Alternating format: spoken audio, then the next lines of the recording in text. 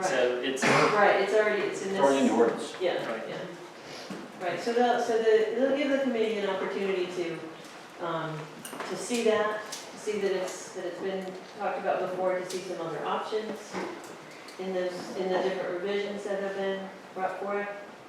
And also to understand, just how ordinances work and how ordinances and comprehensive plans relate to one another. It would be a great opportunity, I think, for shared information, two-way information. So really the directive is that PD is on hold. So we're interpreting that to mean until the whole UDO review is completed.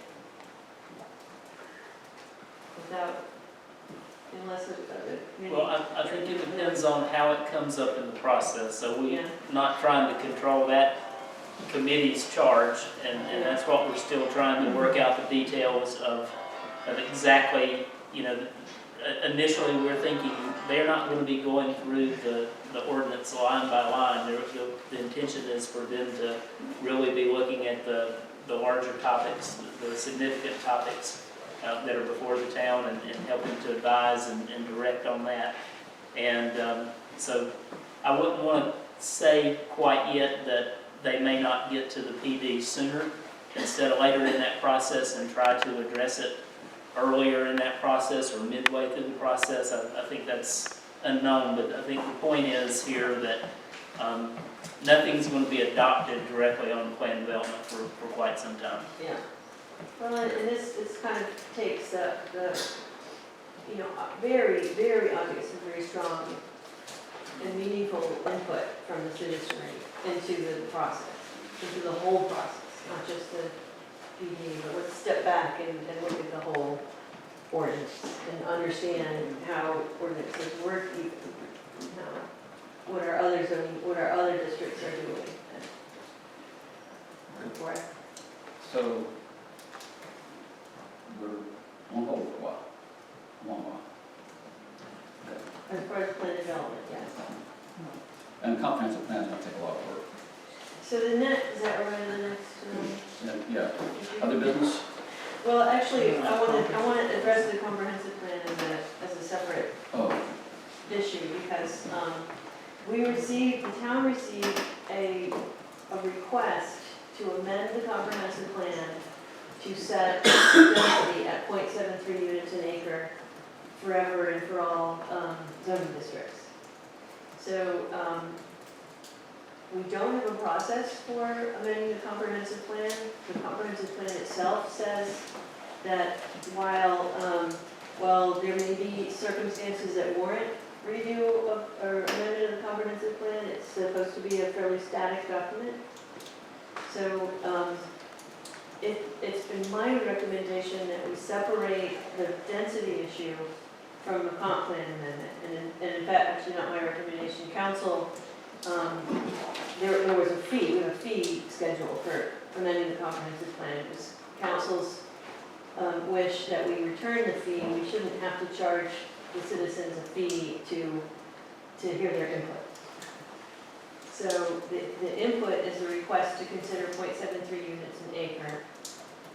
And my suggestion is that that is better served in an ordinance, as an ordinance regulation. We're looking for an attorney. The attorney has spoken to me about it and has told me that he agrees with that call, but I've asked him to make that statement in front of boards to clarify. And so as not to forget about it, I really do think that density issue should be discussed during the overall ordinance rewrite.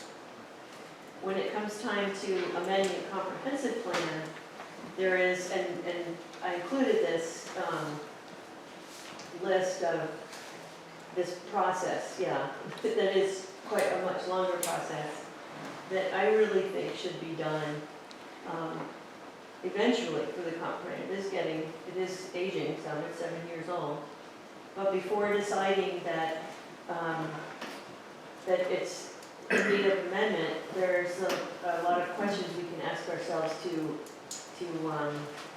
review it, to investigate whether it's worthy of amendment, to